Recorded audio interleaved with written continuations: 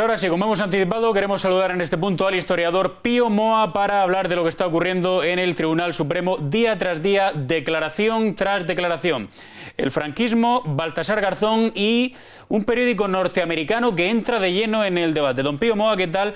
Muy buenas noches. Buenas noches. ¿Qué le sugiere a usted el hecho de que el New York Times, los americanos del New York Times hayan dicho que procesar a Garzón es una ofensa a la justicia y a la historia? ¿Hay que hacer demasiado caso a esto? ¿Por qué dicen esto estos americanos? El New York Times se parece mucho al País de aquí, es decir, es un periódico muy manipulador, aunque hay que reconocer que miente con mucho estilo, igual que la BBC, ¿no? Es decir, da una impresión de seriedad. Y a mí me sugiere lo que decía Ortega y Gasset a Einstein cuando éste firmó un manifiesto en favor del Frente Popular. Dijo, usted no tiene ni idea de lo que está pasando en España, no tiene ni idea de lo que ha pasado en España nunca, y sin embargo firma un manifiesto, con lo cual contribuye a desacreditar la función intelectual. En este sentido es también lo que pasa con el New York Times. Es evidente que ellos recogen la propaganda, que fue una propaganda fundamentalmente montada por los comunistas, según la cual la guerra fue una lucha entre el fascismo y la democracia. La democracia no jugó ningún papel porque, en primer lugar, el Frente Popular era completamente antidemocrático, mucho más que el franquismo.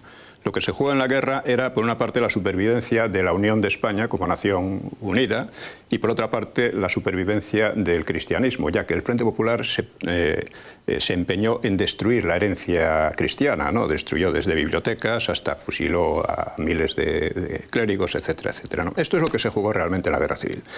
Y en cuanto a Garzón, hay que decir que está tomando el pelo a todo el mundo, ¿no? Está estafando, para empezar, a las supuestas víctimas del franquismo, porque da a entender que él investiga eso, y él no puede investigar eso, no solo por la cuestión de las amnistías, sino porque él no puede investigar algo tan abstracto como víctimas del franquismo. La víctima tiene que decir, pues asesinaron a mi abuelo o a mi padre o tal, y lo asesinaron tales personas. El juez tiene que mirar si esas personas existen o no, viven o no.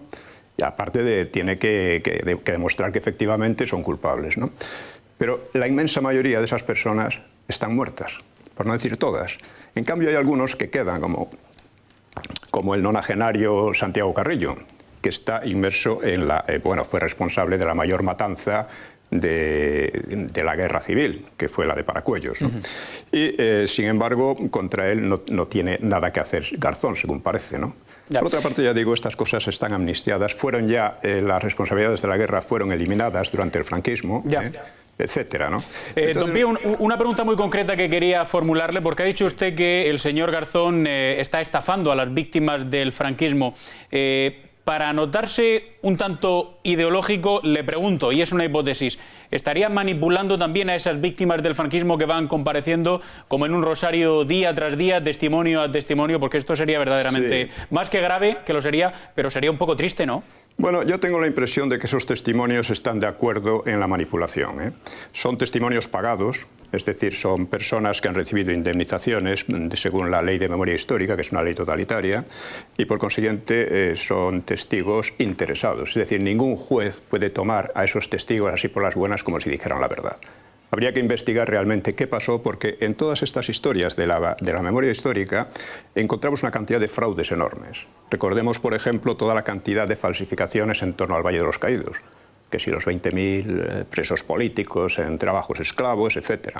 Recordemos el caso del barranco de Órgiva, ¿no? Donde creyeron descubrir un paracuellos derechista, ¿no? Y salieron incluso testigos diciendo que habían visto cómo caían, llevaban en camiones a hombres, mujeres y niños, los asesinaban, etcétera, etcétera. Y luego resultó que eran huesos de cabras y de perros, ¿no?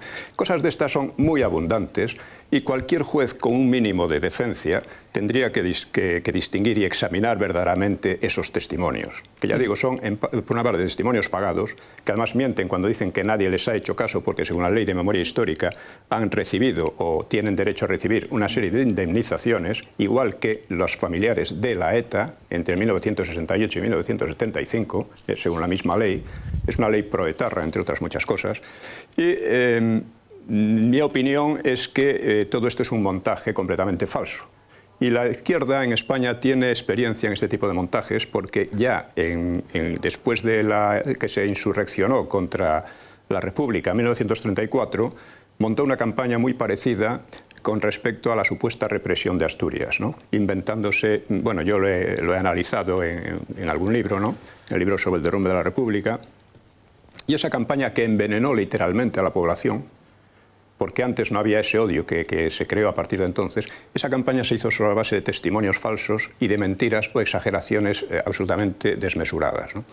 Y ha seguido, es decir, muchos historiadores le han dado crédito, no lo han analizado, etc. Y ahora estamos en una campaña un poco del mismo estilo, ¿eh? Le entendemos. Pues don Pío Moa, historiador, gracias por estar con nosotros en 13 Televisión y por su testimonio sobre lo que está ocurriendo en relación al juez Baltasar Garzón Real y ese intento que en su momento hizo y ahora tiene que rendir cuentas por ello de investigar los crímenes del franquismo. Gracias y buenas noches. Que ni lo sabes que...